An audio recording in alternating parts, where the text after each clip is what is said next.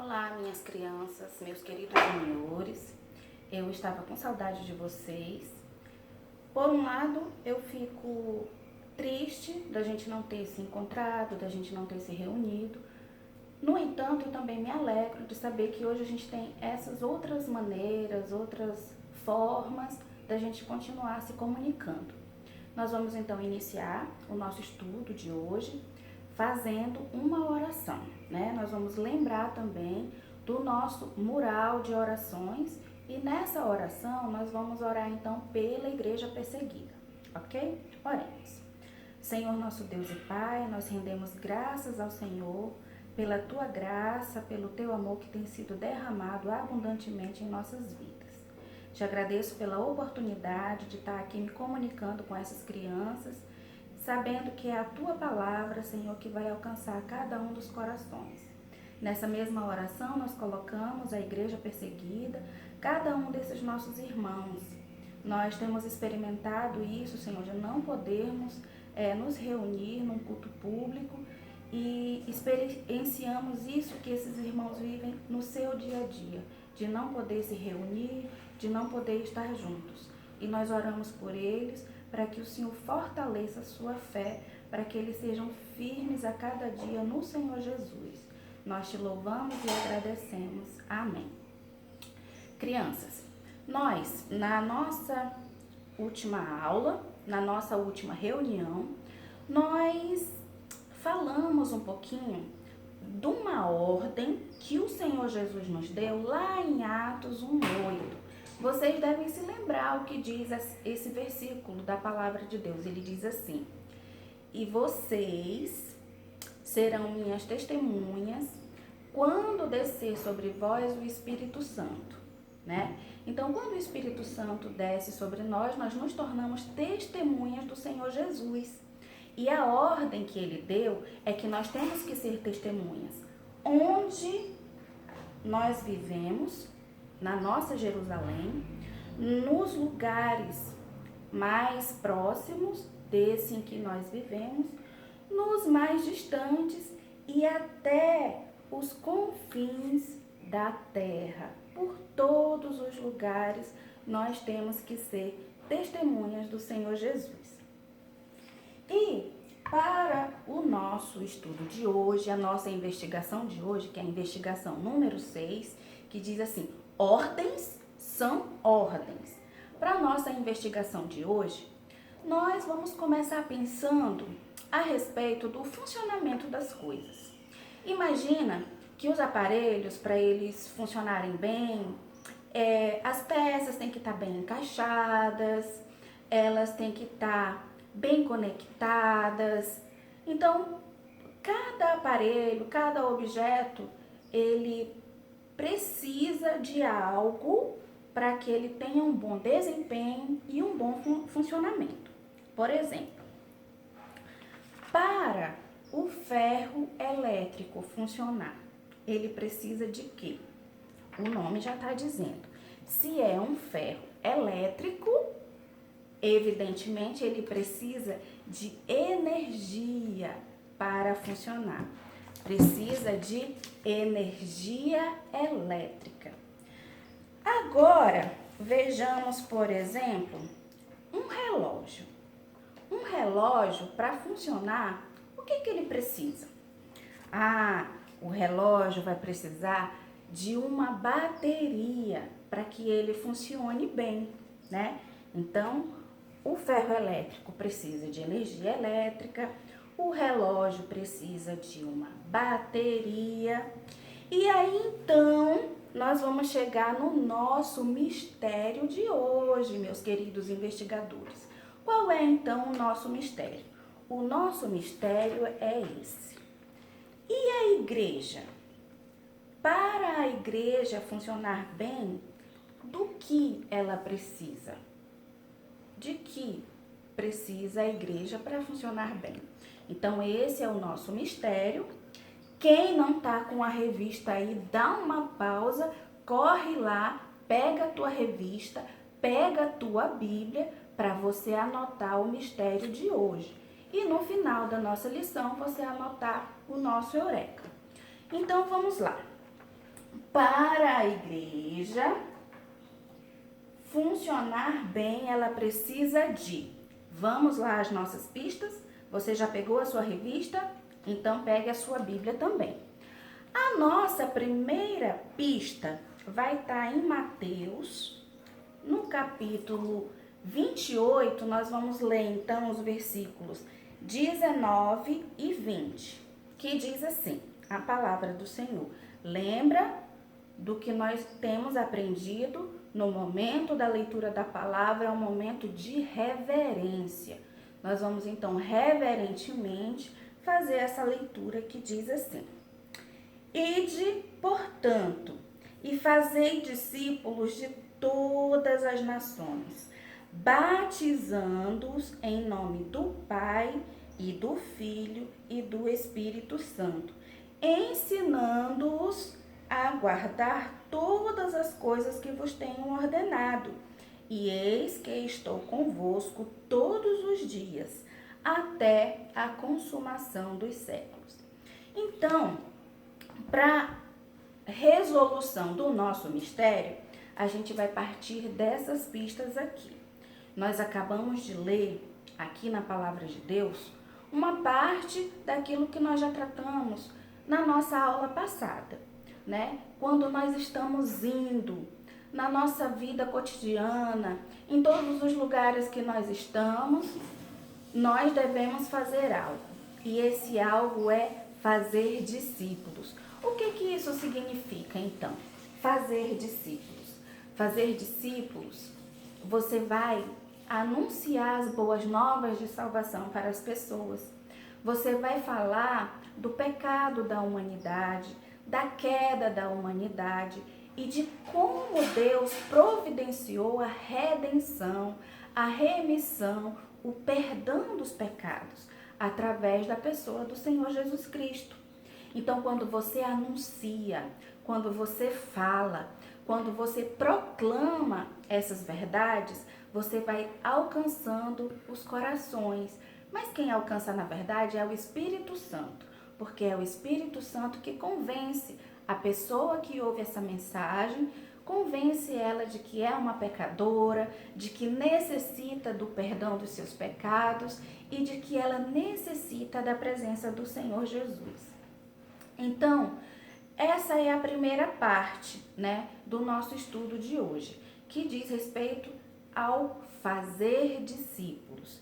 Fazer discípulos em todos os lugares, na nossa comunidade, na nossa vizinhança, na escola onde você estuda, no meio da sua família, aquele primo, aquele coleguinha que ainda não conhece o Senhor Jesus, você é responsável de anunciar as verdades do Evangelho para que cada um seja conhecedor de que Cristo é o Salvador. Nesse mesmo texto que nós acabamos de ler, ainda nessa pista, nós encontramos uma outra coisa. A palavra de Deus diz que nós temos que ir, nós temos que fazer discípulos e nós temos que batizar. E aí, a gente pode lembrar daquele momento, né? Eu trouxe aqui esse símbolo, já conversamos sobre a questão dos símbolos. Nós trazemos esse símbolo para lembrar de quem? Para lembrar do Espírito Santo. E a gente lembra então daquele momento em que o próprio Senhor Jesus desceu as águas e foi batizado. E naquele momento o céu se abriu e veio o Espírito Santo em forma corpórea de uma pomba sobre ele. E foi escutado, todos escutaram aquela voz que dizia: eis o meu filho amado em quem eu me comprazo. Então Jesus Cristo, ele nos deu o exemplo. Ele primeiro nos deu o exemplo e depois nos deu uma ordem. Ele disse que nós temos que fazer discípulos e temos que batizar esses discípulos. Então, nesse texto a gente verifica essas duas coisas, essas duas ordens. Lembrem-se que a nossa investigação de hoje ela tem esse tema. Ordens são ordens. Significa o quê? Que Jesus ele não estava pedindo Ah, crianças, se vocês puderem, quando vocês quiserem, vocês vão e façam discípulos. Se der, vocês façam discípulos. Se der, vocês batizem esses discípulos. Não. Jesus Cristo estava dando uma ordem. E ele disse que nós devemos ir, ele disse que nós devemos fazer discípulos e ele disse que nós devemos batizar esses discípulos. E aí eu pergunto uma coisa, que eu já quero que você, meu querido Junior, já fique pensando, refletindo. Você já é batizado? Você já pensou sobre isso? Você já pensou? Você já é um cristão. Você já fez o seu compromisso com o Senhor Jesus. E o que falta então para que você seja batizado? Se hoje você começar a pensar sobre essas coisas, sobre essas questões e surgir no teu coração o desejo de ser batizado, você pode então depois procurar a mim, procurar a tia Vitória, ou então aí mesmo na sua casa hoje, nesse dia, você pode procurar os seus pais e falar com eles a respeito desse teu desejo de ser batizado, né? A nossa igreja não batiza crianças pequenas, mas batiza aquelas crianças que já têm maturidade de reconhecer que são pecadoras e de reconhecer que já são membros do corpo de Cristo e querem anunciar, porque o batismo é isso, você anunciar publicamente que você faz parte desse corpo, que você é membro desse corpo, que você faz parte da família de Deus. Então, se você começou a sentir aí esse desejo, essa vontade, converse com o papai e com a mamãe, ou então, numa próxima oportunidade, quando nós estivermos na nossa salinha, você pode conversar comigo que a gente pode ver como faz isso. E para dar continuidade ao nosso estudo de hoje, nós já vimos que a primeira pista é fazer discípulos, a segunda pista é batizar.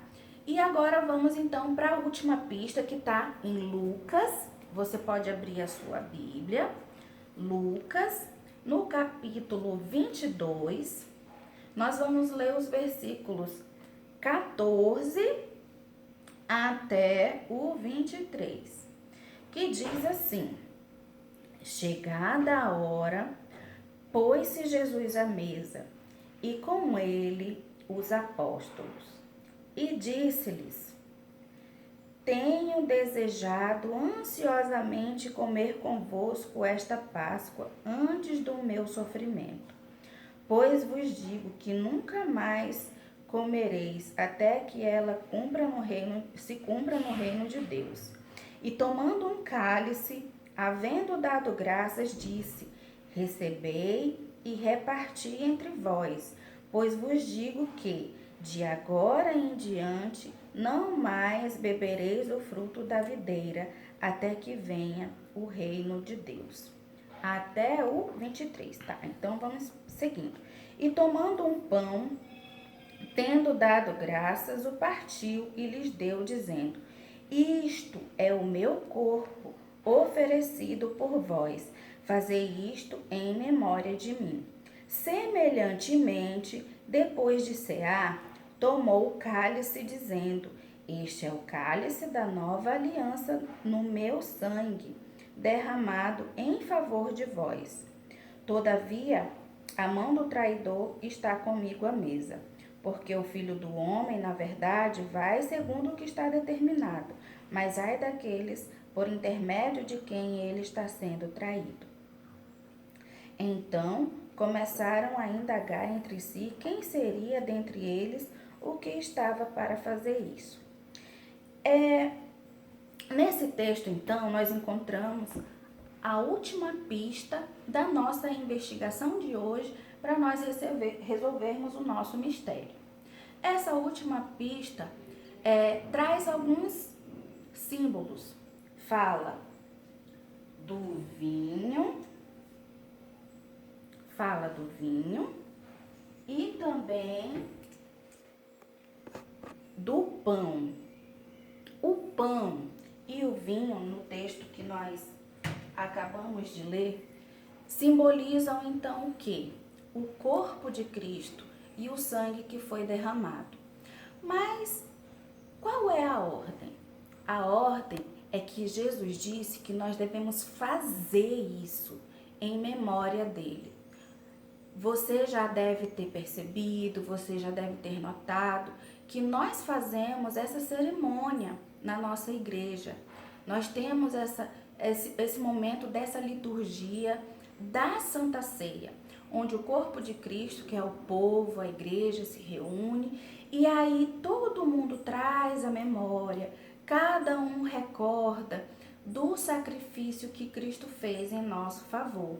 E nós fazemos isso tanto porque nós queremos lembrar do que o nosso Salvador fez por nós, e também nós fazemos isso em obediência, porque foi o próprio Senhor Jesus que nos ordenou. Então, lembrando mais uma vez, na nossa investigação de hoje, ordens são ordens. A primeira ordem que o Senhor nos deu é que nós temos que fazer discípulos, né? Nós devemos ir por todo o mundo, né? Da nossa Jerusalém, pela Judéia, Samaria e até os confins da terra. Nós vimos também que quando nós vamos pelo mundo todo, nós devemos fazer discípulos. E nós devemos levar esses discípulos ao batismo e depois, todos juntos, nós devemos então celebrar a Santa Ceia, trazendo à memória o sacrifício que Cristo fez por nós. E nós então chegamos ao nosso eureka, o nosso mistério. Para a igreja funcionar bem, ela precisa de... Tá aqui o nosso eureka de hoje, para você anotar aí na sua revista. Para a igreja funcionar bem, ela deve obedecer a Jesus, fazendo discípulos, batizando e participando da Santa Ceia. Certo? Então anotem o eureka aí na revistinha de vocês e nós vamos então encerrar o nosso estudo de hoje com uma oração. Oremos. Senhor, nós te agradecemos por esse estudo que o Senhor nos deu nesse dia. Nós aprendemos aqui, Senhor, como a tua igreja deve fazer, o que deve acontecer no meio do teu povo para que haja um funcionamento perfeito, que seja agradável ao Senhor. Nós devemos, Senhor, obedecer o teu Filho, obedecer o Senhor Jesus quando ele nos ordena que nós devemos fazer discípulos, nós devemos levar esses discípulos ao batismo e nós devemos então, em comunhão, trazer à memória o sacrifício que o Senhor Jesus fez, realizando a Santa Ceia. Nós te agradecemos por esse ensinamento, que nós possamos obedecê-lo, que nós possamos praticá-lo com alegria e amor. É a nossa oração em nome de Jesus. Amém.